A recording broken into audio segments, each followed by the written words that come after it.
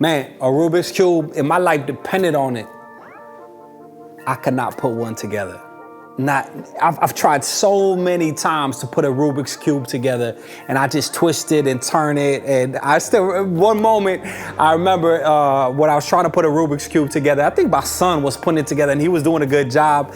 And I just was trying to do it and I threw it away and I was like, you know what? This whole game is stupid. Maybe I'll just do it my own way. Maybe I just want it mixed up. And out of my anger, I was saying that about the Rubik's Cube. And I did pause and I was like, man, as much as I don't like it, that could preach. That could preach. It reminded me of the same frustration that we can often feel with our hearts. How our hearts can feel so complex and out of order. And it's like, man, who can put this Rubik's Cube, this heart together? Who can order it?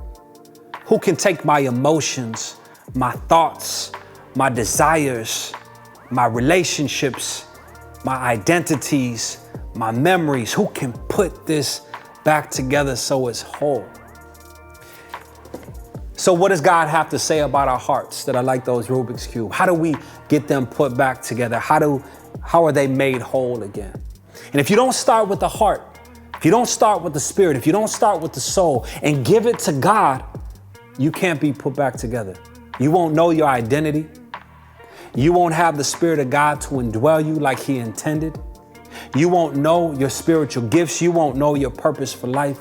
You won't know who you are. I won't know who I am. We will be left just like a Rubik's Cube, trying to figure it out on our own, all misconstrued, angry, suffering, broken, separated from the Creator's hand and His instruction.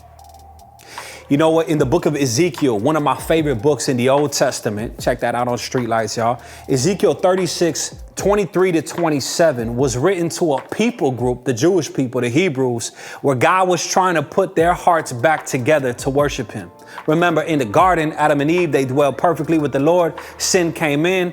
Cain killed Abel, and it was just destruction after that. But you see God's rescue plan continuing in the Word of God in the Old Testament. And so they were just like that twisted up Rubik's Cube, all out of sorts. And this is what Ezekiel prophesied to them. He says this in verse 3, I will show you how holy my great name is, the name of which you brought shame among the nations. And when I reveal my holiness through you before their very eyes, says the sovereign Lord, then the nations will know that I am the Lord.